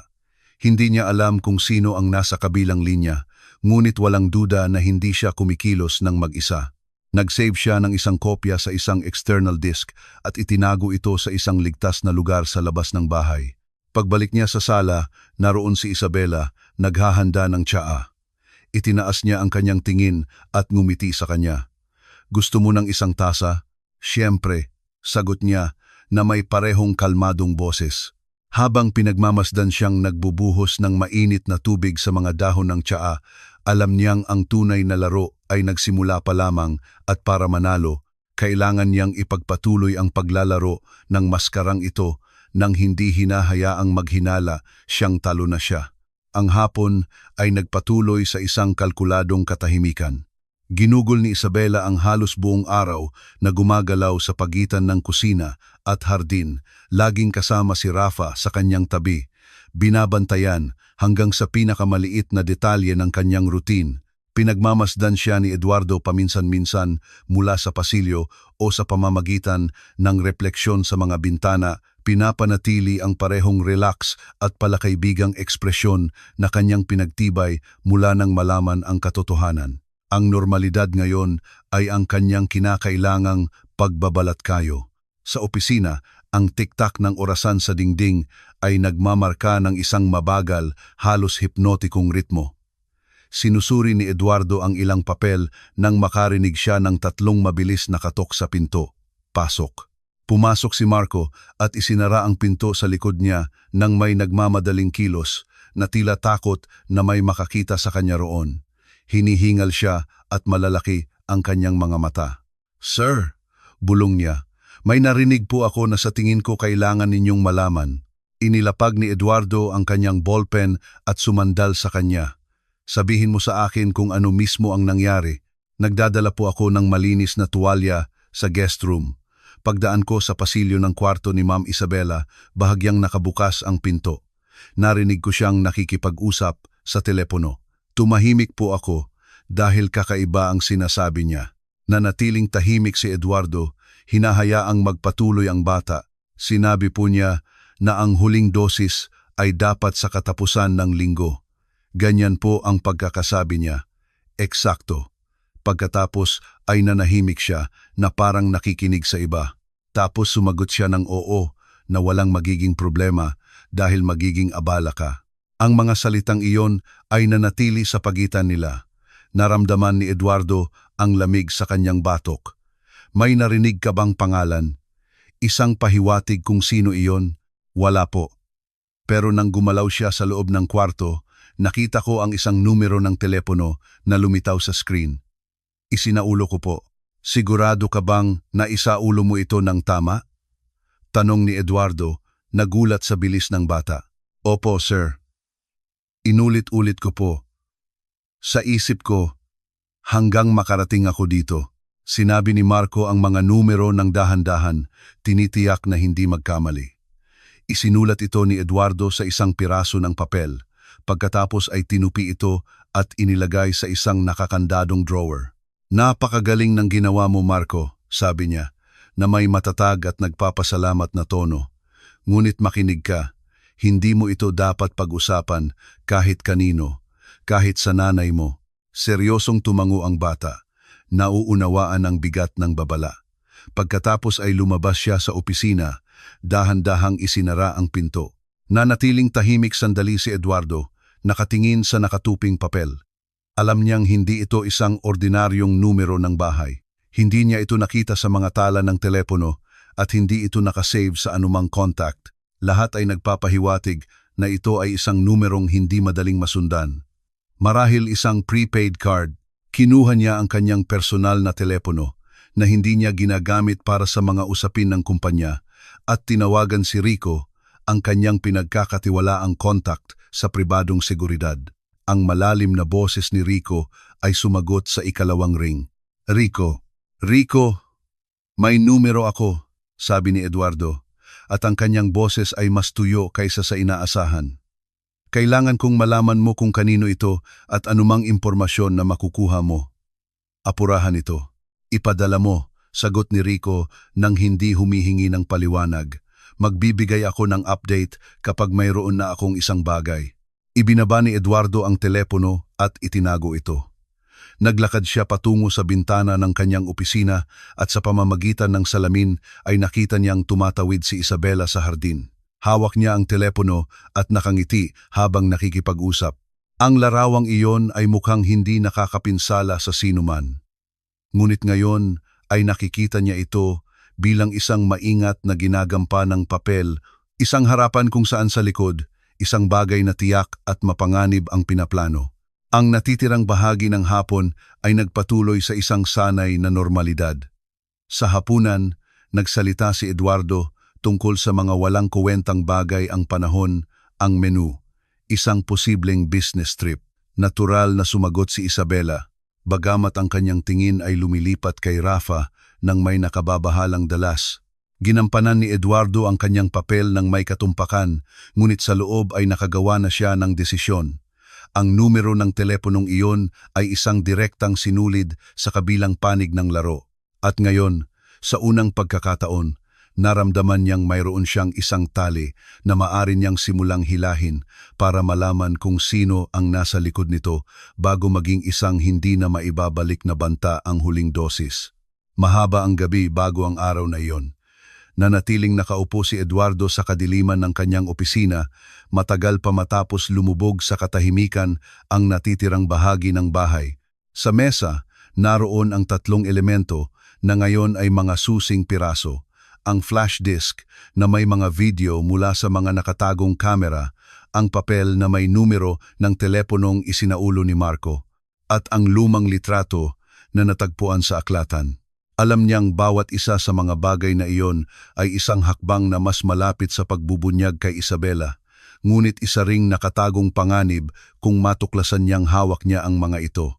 Nagpasya siyang kumilos kaagad. Sa 12:17 ng gabi, nagpadala siya ng isang naka-encrypt na mensahe kay Rico, kailangan ng meeting bukas. Isama si S. Ang sagot ay dumating 1 minuto lamang ang lumipas, 8 AM sa Kapihan. Ang Kapihan, isang maliit at medyo tago na lugar sa isang batong kalye sa lumang distrito, ay laging tila sa kanya isang magandang lugar para mag-usap ng hindi nagdudulot ng hinala. Ang madilim na kahoy na mga mesa, ang amoy ng sariwang giniling na kape, at ang mababang bulungan ng mga customer ay ginawa itong isang santuaryo kung saan nawawala ang mga pag-uusap sa pagitan ng mga tunog ng mga tasa at kutsara. Unang dumating si Eduardo. Dala niya ang isang itim na nakatagong bag na may lahat ng kanyang nakalap sa ngayon. Habang naghihintay, tumingin siya sa bintana patungo sa tahimik na kalye. Iniisip kung paano dapat gawin ang bawat hakbang ng may surgical na katumpakan. Dumating si Rico sa tamang oras na may kanyang kulay abong jacket at isang folder sa ilalim ng kanyang braso. Dala niya ang tingin ng isang taong sanay na makita ang pinakamasama sa sangkatauhan nang hindi ito nagugulat. Ilang sandali pa, muling bumukas ang pinto ng Kapihan. Pumasok si Dra Santos, nakasuot ng simpleng damit, walang labis na makeup at may isang medikal na folder sa ilalim ng kanyang braso. Nagkamayan sila ng maikling pagbati at umupo sa isang liblib na sulok. Kailangan na nating kumilos ngayon, simula ni Eduardo ng walang paligoy. Binuksan niya ang bag at inilagay ang flash disk at isang kopya ng papel na may numero ng telepono sa mesa. Tiningnan siya ni Dra Santos nang may seryosong hindi niya sinubukang itago. Anong natuklasan mo, Rico? Naglabas ang investigador ng ilang papel mula sa kanyang folder. Ang numero ay mula sa isang prepaid card. Hindi ito nakarehistro sa mga regular na talaan ng customer at nauugnay sa mga paulit-ulit na tawag sa dalawa pang katulad na numero. Ang pattern na ito ay hindi para sa personal na paggamit. Ito ay para sa koordinasyon. Ito ay isang network na nakikipag-usap nang hindi nagiiwan ng bakas. Tugma iyan sa nakita natin sa mga video, sabi ni Eduardo, at inilipat ang flash disk kay Rico. Nandyan lahat. Si Isabela na nagmamanipula ng pagkain, sumusukat ng mga dosis at nakikipag-usap sa telepono tungkol sa kung ano ang malinaw na isang plano. Sumandal si Dra Santos na nasuri na ang ilan sa mga materyales ilang araw na ang nakalipas. Nagbibigay ito sa atin ng isang bagay na matibay, ngunit hindi sapat para isara ito. Kung mahuhuli natin siya sa akto, wala siyang matatakbuhan. Umupo ng maayos si Rico sa kanyang upuan at nagsalita ng mahinahon. Maaari natin siyang pukawin. Lumikha ng isang sitwasyon na mag-uudyok sa kanyang kumilos na iniisip na hindi siya pinagmamasdan. Ngunit dapat itong gawin ng kontrolado na nasa labas ng panganib si Rafa. Tumango si Eduardo, isang peking pag-alis. Ipapaniwala ko sa kanya na kailangan kong umalis para sa isang biglaang business trip. Kung akala niyang wala ako at mag-isa lang sila ni Rafa, maaaring subukan niyang ibigay ang susunod na dosis. Sumingit si Dra Santos ng may katumpakan. Nasa loob ako ng bahay sa isang punto kung saan hindi niya ako makikita o maririnig. Sa sandaling makita ko siyang kumilos, agad akong makikialam. Hindi natin maaaring hayaang maibigay niya ang anuman kay Rafa. Idinagdag ni Rico. Maglalagay ako ng 2 tao mula sa aking koponan na magbabantay sa mga pasukan ng bahay. Magkakabit din kami ng ilang karagdagang kamera para masakop ang mga blind spot. Kung susubukan niyang tumakas, isasara namin siya bago siya makarating sa pangunahing pinto o sa likod. Ginugol ng 3 ang susunod na oras sa pagperpekto ng bawat detalye. Ang eksaktong oras kung kailan aalis si Eduardo sa bahay. Ang punto kung saan ilalagay si Dra Santos para magkaroon ng direktang sa kwarto ni Rafa nang hindi napapansin. Ang lokasyon ng mga sasakyan ng koponan ni Rico para hindi magdulot ng hinala ang senyas na ibibigay ni Dra Santos para simulan ang intervention. Sinuri ni Eduardo ang plano ng isa pang beses, naghahanap ng mga butas. Ang pinakamahalaga ay hindi siya makahalata ng anumang kakaiba. Kung maghinala siya, maaaring ipagpaliban niya ito o baguhin ang kanyang pamamaraan at maiiwan tayo sa parehong punto tulad ngayon. Bago tumayo, kinuha ni Rico ang flash disk at inilagay ni Dra Santos ang isang kopya ng plano ng aksyon sa kanyang medical na folder. Ramdam ang tensyon, ngunit pati na rin ang determinasyon. Nang gabing iyon, sa hapunan, natural na nagsalita si Eduardo na tila walang nagbago. Sa pagitan ng mga komento tungkol sa panahon at mga anekdota sa opisina, isiningit niya ang impormasyon. Bukas kailangan kong umalis ng maaga para sa isang dayuhang kliyente. Hindi ko alam kung makakabalik ako bago maggabi. Tiningnan siya ni Isabela ng may neutral na ekspresyon, bagamat ang kanyang mga mata ay tila kumislap sandali. Naiintindihan ko. Magiging maayos kami ni Rafa. Ang simpleng sagot na iyon ay nag-iwan kay Eduardo ng pakiramdam na ang unang domino ay bumagsak na. Ang susunod ay ang sandali kung saan maniniwala siyang nag-iisa siya at ligtas na kumilos. Ang umaga ng operasyon ay dumating na may isang maliwanag na kalangitan at isang malamig na hangin na tila nagbabadya ng isang bagay. Nagising si Eduardo bago sumikat ang araw, hindi dahil sa ugali, kundi dahil halos hindi siya nakatulog. Nagbihis siya ng mahinahon, sinusukat ang bawat galaw, at nang bumaba sa kusina, natagpuan niya si Isabela na naghahanda ng almusal. Magiging mahabang araw ito para sa akin, komento niya habang nagsasalin ng kape. Kailangan kong umalis pagkatapos ng tanghalian at hindi ko alam kung makakabalik ako bago maggabi. Tiningnan niya siya ng may maunawaing ekspresyon at ngumiti. Huwag kang mag-alala, magiging maayos ang lahat dito. Ang simpleng pangungusap na iyon ay may ibang bigat para kay Eduardo. Ngayon, habang umiinom ng kape, muli niyang sinuri sa isip ang koreografiya na kanilang sinanay kahapon. Si Dra Santos ay nakaposisyon na sa isang katabing silid na may bahagyang pananaw sa kwarto ni Rafa at ang koponan ni Rico ay nagkabit na ng mga karagdagang kamera at aparato sa kusina at pasilyo. 2 ahente ang nanatili sa isang nakatagong sasakyan na nakaparada, kalahating bloke ang layo, handang pumasok kapag natanggap ang senyas. Ang tanghalian ay lumipas ng walang insidente. Tumayo si Eduardo, nagsuri ng ilang papel sa kanyang opisina at ilang sandali pagkatapos ng 2:00 ng hapon, nagpaalam siya ng natural. Ang tunog ng makina ng kanyang sasakyan papalayo ay bahagi ng panlilinlang. Ilang metro ang layo, lumiko siya sa isang gilid na kalye at pumarada sa isang posisyon kung saan makakatanggap siya ng senyas mula sa koponan at makakapasok sa loob ng ilang segundo. Sa loob ng bahay, lahat ay tila normal. Nasa kwarto si Rafa, nanonood ng kanyang paboritong serye, habang tumutulong si Marco sa kusina. Si Isabela, sa kanyang marahang mga hakbang, ay nagtipon ng ilang sangkap sa countertop ng kusina. Isang sopas na inihanda na sa isang maliit na kaserola, isang mangkok, isang kutsara, at isang pitsel ng juice. Sinundan ni Marco ang mga tagubilin ni Eduardo, nagkunwaring kukuha ng malinis na tela sa labahan, ngunit iniwan ang kanyang telepono sa record mode sa isang estante na may direktang pananaw sa countertop.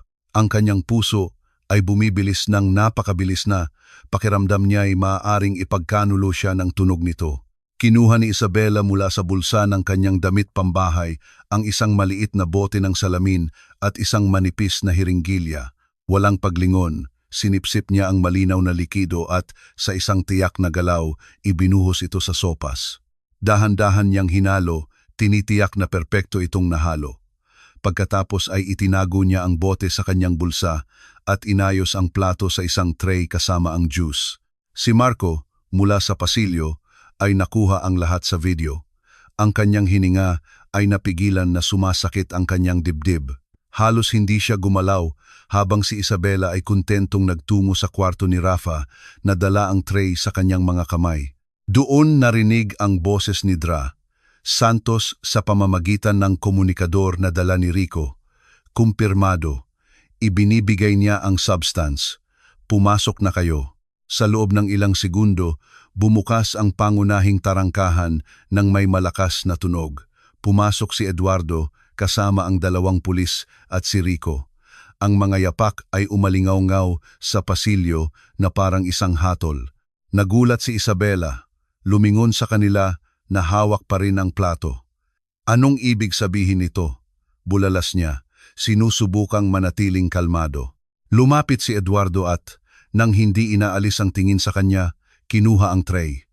Inilagay niya ito sa pinakamalapit na mesa habang sinisiguro ng isa sa mga opisyal ang bote na natagpuan sa kanyang bulsa. Ang ibig sabihin nito, tapos na, sabi niya nang may malamig na katiyakan.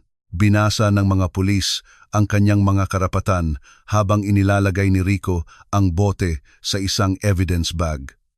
Lumitaw si Marco sa pasilyo, hawak pa rin ang telepono at iniabot ito kay Eduardo. Nakarecord po lahat, bulong niya. Nakita ni Isabela ang sarili na napapaligiran, na wala ang kanyang maskara ng kahinahunan. Tumigas ang kanyang tingin at ang kanyang mga labi ay kumurba sa isang maikling ngiti na walang saya. Akala mo nanalo ka, bulong niya. Pero hindi pa ito tapos dito. Hindi sumagot si Eduardo.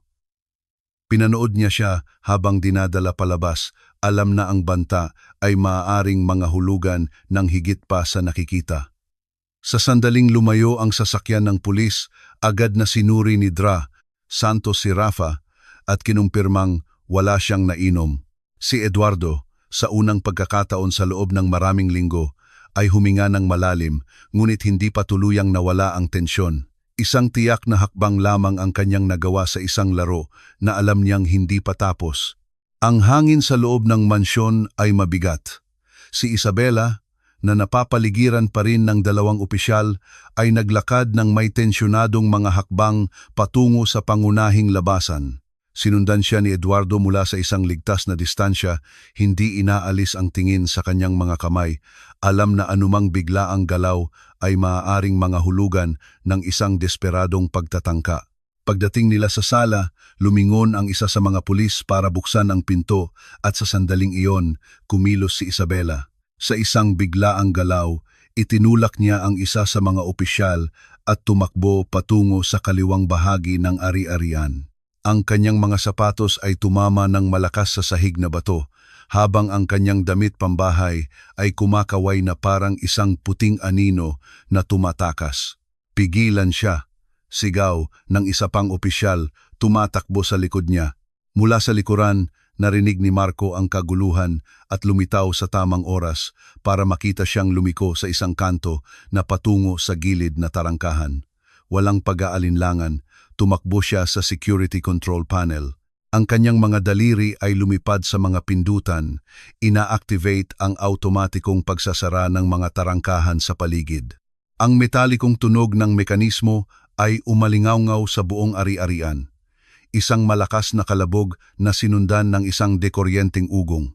Sa loob ng ilang segundo, bumaba ang mabibigat na dahon ng gilid na tarangkahan at nakakandado sa lugar na may isang tiyak na tunog. Dumating si Isabela sa tamang oras para makita ang kanyang daan palabas na nakasara sa harap niya. Hinampas niya ang metal gamit ang dalawang kamay, lumingon at natagpuan ang mga opisyal na tumatakbo palapit. Ang una ay hinawakan ang kanyang braso, ngunit nagpumiglas siya ng may hindi inaasahang lakas, naglalabas ng mga putol-putol na salita. "Wala kayong naiintindihan. Hindi lang ako ang nag-iisa," sigaw niya habang sinusubukang kumawala. Ang pangalawang opisyal ay naglagay ng posas. Tinitiyak na hawakan siya sa balikat. Dumating si Eduardo sa sandaling iyon, hinihingal mula sa paghabol at huminto ilang hakbang ang layo. "Anong ibig mong sabihin na hindi ka nag-iisa?" tanong niya nang may matatag na boses. Inilingon ni Isabela ang kanyang ulo sa kanya na may isang baluktot na ngiti. "Mas malaki ito kaysa sa iniisip mo, pero wala ka ng oras para malaman ang lahat." Isa sa mga pulis ang nag-utos sa kanya na maglakad patungo sa sasakyan. Habang dinadala, bumulong siya ng mga pangalan at lugar sa pagitan ng mga putol-putol na pangungusap. Si Eduardo, na naglalakad ng malapit, ay nakuha ang dalawang buong pangalan at isang lungsod. Si Rico, na dumating sa lugar matapos tiyakin ang lugar, ay kinuha ang kanyang telepono at sinimulang itala ang bawat salitang lumalabas sa kanyang bibig. Sa pagpupumiglas, sinubukan ni Isabela na huminto, ngunit pinilit siyang magpatuloy ng mga opisyal. "Darating sila para sa inyo." Nagawa niyang isigaw bago dahan-dahang itinulak sa likurang upuan ng patrol car. Bumukas ang pangunahing tarangkahan at dahan-dahang lumayo ang sasakyan ng pulis. Nanatiling nakatayo si Eduardo sa pasukan. Pinagmamasdan ang figura ni Isabela na naglalaho sa likod ng refleksyon ng mga kumikislap na asul na ilaw. Sa tabi niya, huminga ng malalim si Marco. Hindi siya nakatakas, sabi niya, halos isang kumpirmasyon sa kanyang sarili. Inilagay ni Eduardo ang isang kamay sa kanyang balikat. "Ngayon, higit pa sa isang tarangkahan ang isinara mo, Marco." Habang dahan-dahang bumabalik ang katahimikan sa ari-arian, nagpalitan ng tingin sina Eduardo at Rico. Mayroon silang mga pangalan, mga pahiwatig, at isang katiyakan. Ang ipinahiwatig ni Isabela ay hindi isang walang laman na banta. Ang nasa likod nito ay maaaring mas mapanganib kaysa sa kanilang kahaharapin pa lamang. Ang bukang liwayway ay nagdala ng isang makapal na katahimikan na binabasag lamang ng patuloy na tunog ng telepono ni Eduardo. Hindi ito mga ordinaryong tawag. Bawat pag-vibrate ay tumutugma sa isang naka-encrypt na mensahe mula kay Rico o isang abiso ng pag-unlad sa operasyon. Kaunti lamang ang kanyang natulog, ngunit ang kanyang isip ay mas gising kaysa dati. Pinapanatili siyang nakatayo ng adrenaline. 6:15 a.m. Lumitaw ang unang mensahe mula kay Rico sa screen, kumpirmado. Lahat ng koponan ay nasa posisyon. Ang mga warrant ay nilagdaan. Ngayon ang araw, maikling sumagot si Eduardo ng, "Naiintindihan ko," at nagpunta sa kanyang opisina. Doon, sa mesa, inihanda na niya mula pa kagabi ang lahat ng ibibigay sa mga awtoridad, mga folder na nakaayos, ayon sa petsa, mga kopya sa papel at digital na format, mga litrato, mga tala ng tawag, mega screenshot, at ang flash disk na may mga susing recording. Eksaktong 9 a.m., dumating si Major De La Cruz sa mansyon, kasama si Sergeant Reyes, isang espesyalista sa organisadong krimen. Pareho silang pumasok ng may matatag na mga hakbang, ngunit may lihim na kinakailangan ng kaso. Dinala sila ni Eduardo ng direkta sa kanyang opisina. "Ito ang lahat," sabi niya. Itinuturo ang mga kahon ng file na inilagay niya sa mesa, ang pisikal na ebidensya, ang mga digital backup, at isang detalyadong index ng bawat elemento kasama ang testimonya ni Dra.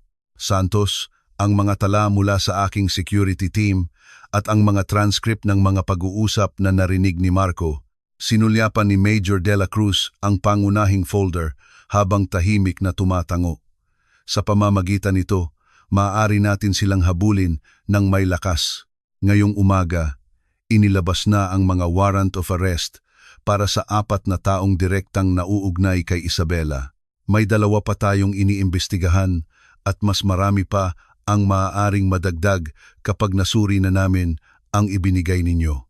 Habang inaayos ang mga huling legal na detalye sa opisina sa iba't ibang bahagi ng bansa, nagsimula ang mga operasyon. Sa Maynila, sinalakay ng isang tactical team ang isang marangyang apartment sa ika-7 palapag kung saan nila hinuli ang isang lalaking kinilala bilang financial link ng network. Sa Cebu, pinaligiran ng mga opisyal ang isang liblib na villa na nagsisilbing bodega at pansamantalang laboratorio para sa mga ginagamit na substance. Sa Davao, isang babaeng may eleganteng hitsura ang inaresto sa gitna ng isang kapihan. Inilarawan siya ng mga saksi bilang hindi kumikibo habang dinadala sa sasakyan ng pulis.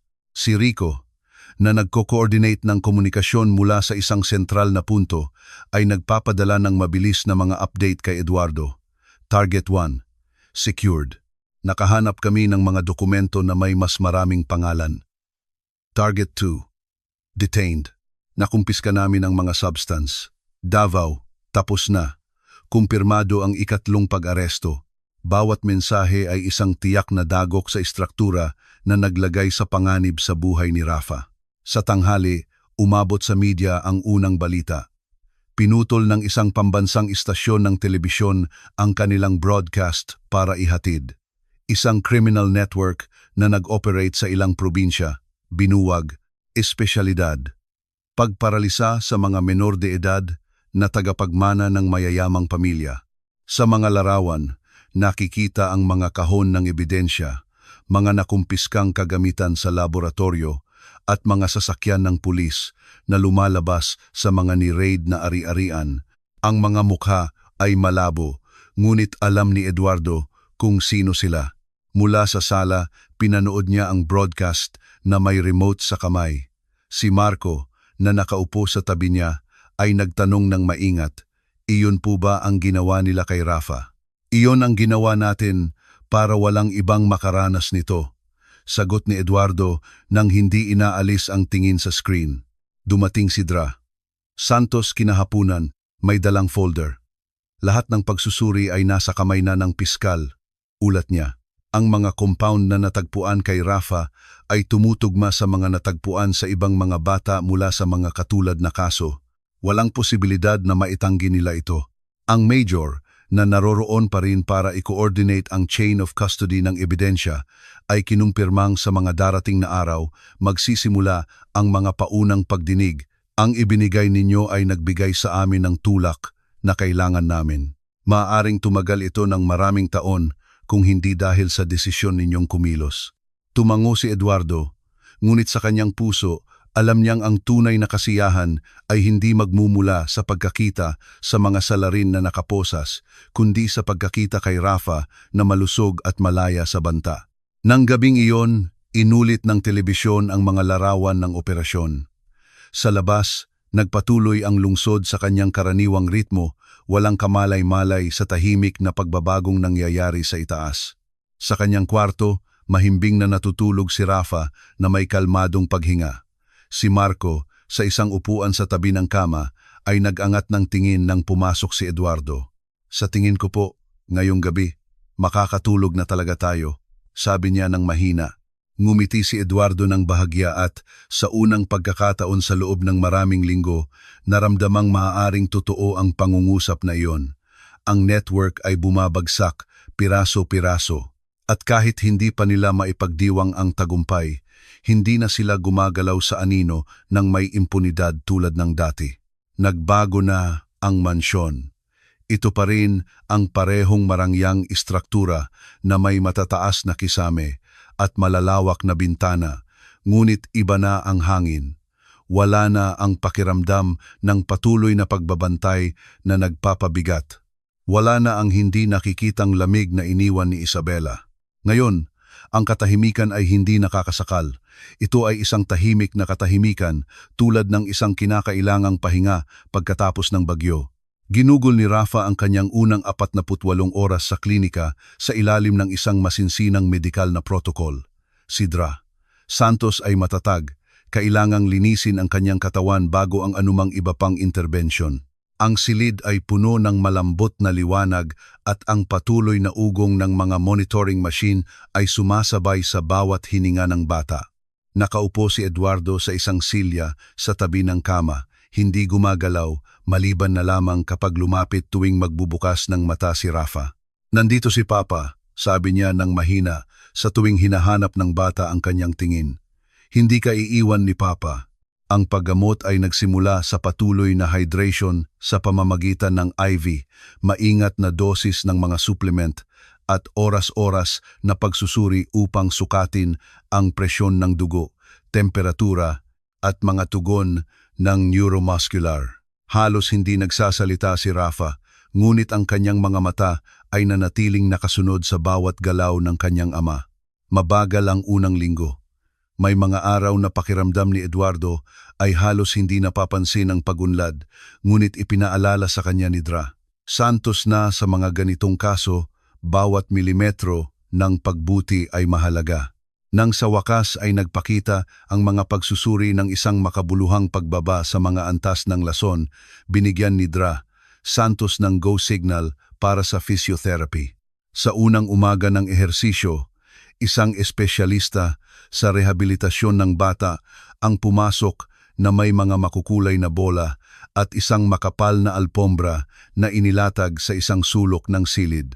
"Ngayon, gagawin nating alalahanin ng iyong mga binti kung paano gumalaw," sabi niya ng may masayang tono. Tiningnan siya ni Rafa ng may pag-iingat, ngunit nang bigyan siya ni Eduardo ng isang maliit na tango, tinanggap niya. Sinubukan ng bata na ilagay ang kanyang mga paa sa alpombra. Ang kanyang mga kalamnan ay tumugon ng may paninigas, na tila bawat galaw ay nangangailangan ng dobleng pagsisikap.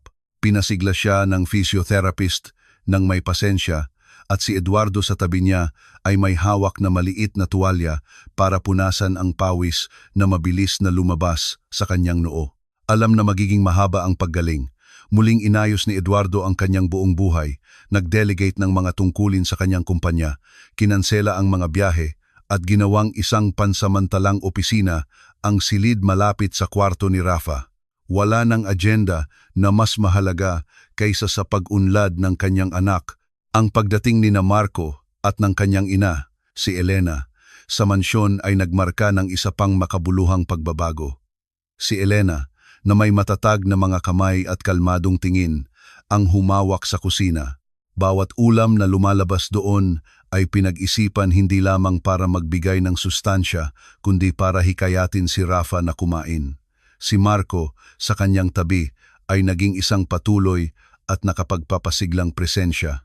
Nagdadala siya ng mga board game, nagmumungkahi ng maliliit na kompetisyon, at nag-aalok na samahan si Rafa sa kanyang mga ehersisyo sa isang halos natural na paraan.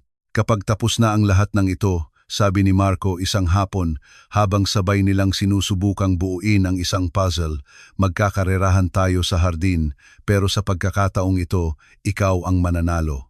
Ang halakhak ni Rafa, kahit maikli, ay pumuno sa silid at kumalat sa pasilyo. Si Eduardo, na nagsusuri ng ilang dokumento sa kanyang pansamantalang opisina, ay huminto sa pagsusulat at nakinig. Ang halakhak na iyon, para sa kanya, ay isang paalala na hindi pa tapos ang laban, ngunit nananalo na sila ng teritoryo. Sa paglipas ng mga araw, ang kalendaryo ay tumigil sa pagiging isang simpleng marker ng mga petsa upang maging isang talaan ng mga nagawa.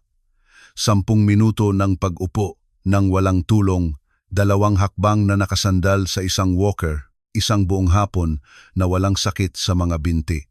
Bawat pag-unlad, gaano man kaliit, ay ipinagdiriwang bilang isang sama-samang tagumpay.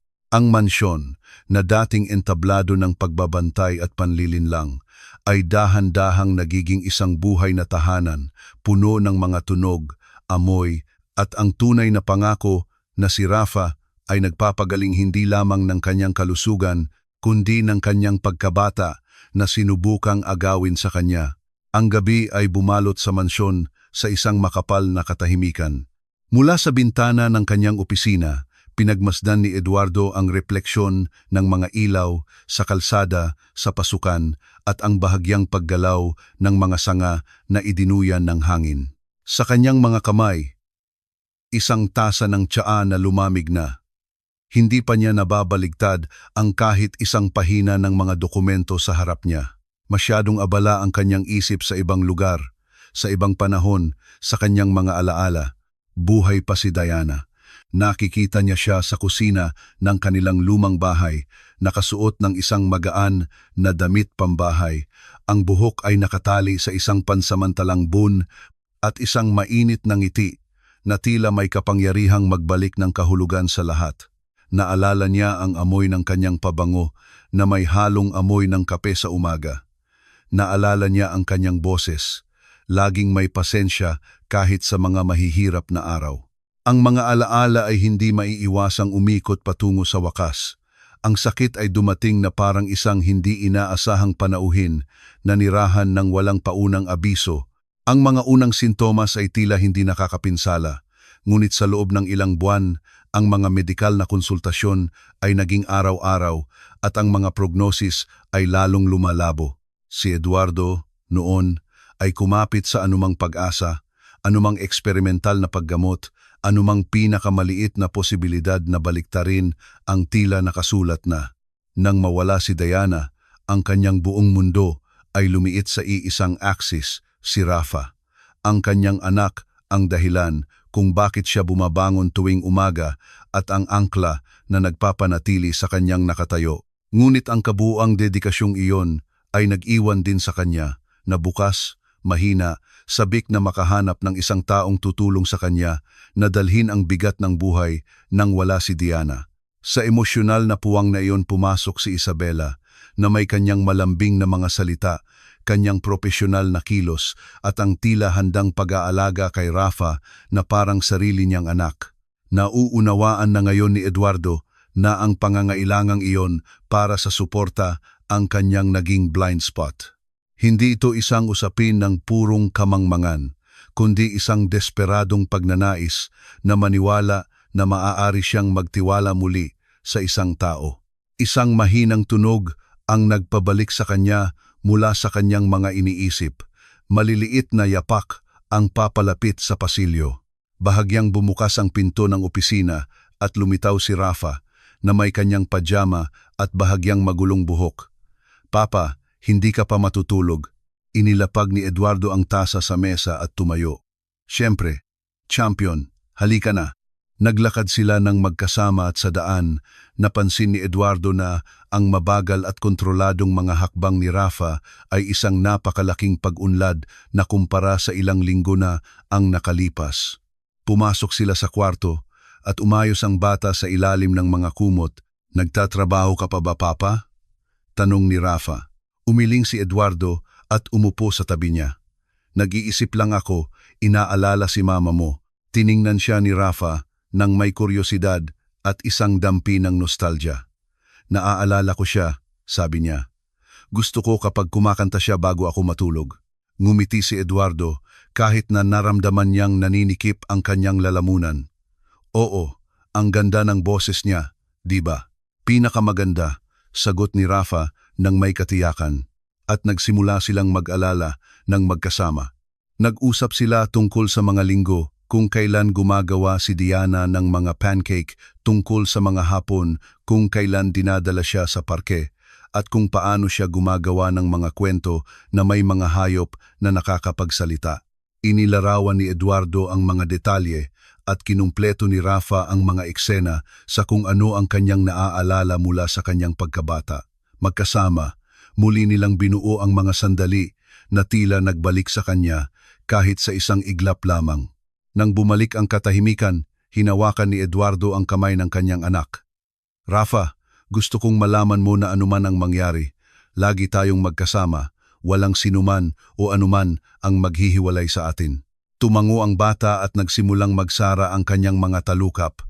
Sa loob ng ilang minuto, mahimbing na siyang natulog na may isang kalmadong ekspresyon na matagal nang hindi nakikita ni Eduardo. Nanatili siya sa tabi niya ng ilang minuto pa, pinagmamasdan kung paano siya humihinga. Bawat paghinga ay isang paalala kung bakit niya tiniis ang napakarami at kung bakit hindi na siya maaaring maging kampante muli. Nang sa wakas ay lumabas siya sa kwarto, ang pasilyo ay nasa kadiliman at ang tahimik na bahay ay tila maingat na nag-iingat sa sandali ng pagiging malapit na iyon. Sa kaibuturan ng kanyang dibdib, alam ni Eduardo na ang mga anino ng nakaraan ay mananatili doon. Ngunit nauunawaan din niyang ang mga aninong iyon ang nagpapaalala sa kanya araw-araw kung ano ang nakataya.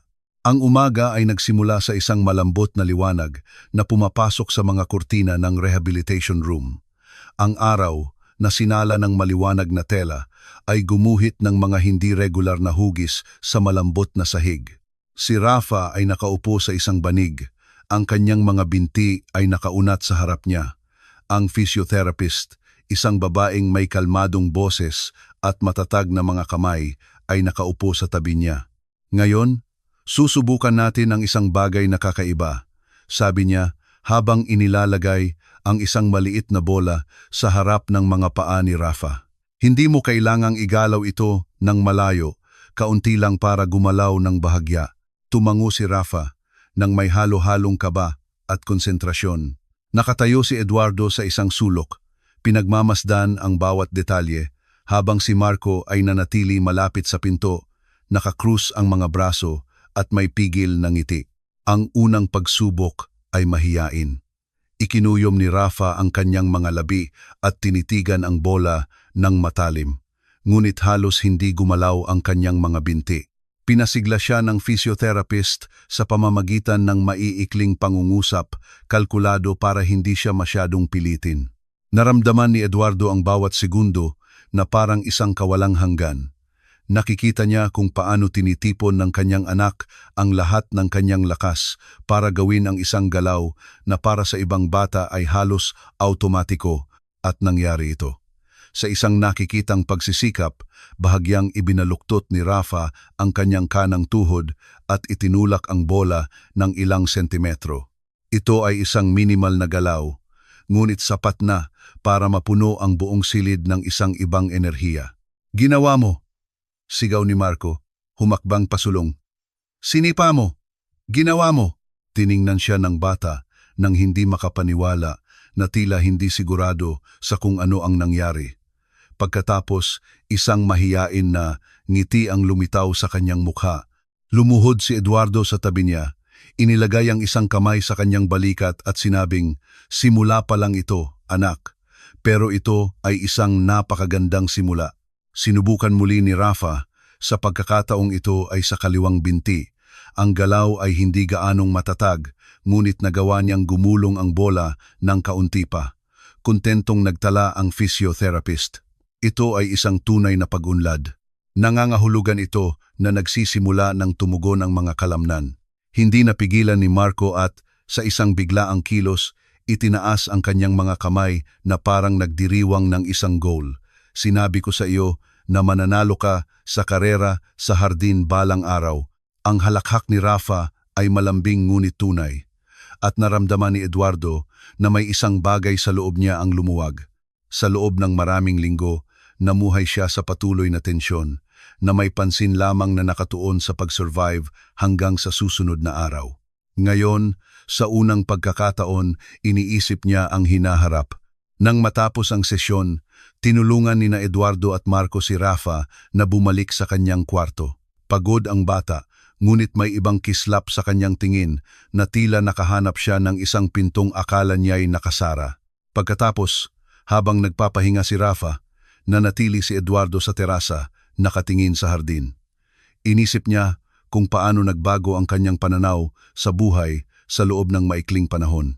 Dati, ang kanyang mga araw ay puno ng mga pulong, numero at mga projection. Ngayon, ang tunay na tagumpay ay sinusukat sa mga sentimetro. Ang paggalaw ng isang binti, ang halakhak ng kanyang anak, ang seguridad na kasama siya. Ang lahat ng iba pa ay maaaring maghintay. Bulong niya sa sarili, kumbinsido na bawat segundong ginugugol kasama si Rafa ay isang mas mahalagang pamumuhunan kaysa sa anumang negosyo. Ang gusali ng Regional Trial Court ay nakatayo ng marangya noong umagang iyon na may isang hanay ng mga kamera at reporter na nakaabang sa pangunahing pasukan.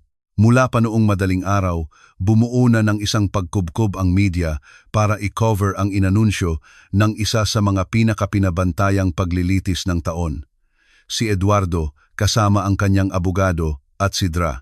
Santos, ay dumating ng tahimik sa pamamagitan ng isang gilid na pinto, iniiwasan ang kaguluhan.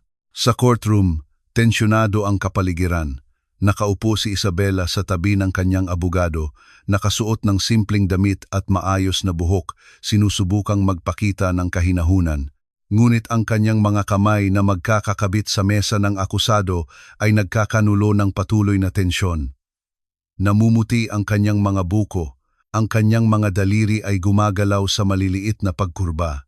Nagsimula ang piskal sa isang malakas na presentasyon. Kagalang-galang na hukom, simula niya, hindi lamang ito isang kaso ng karahasan sa bata, kundi ang dulo ng isang criminal network na tumatawid sa mga hangganan at sumisira ng mga pamilya para sa kapangyarihan at pera.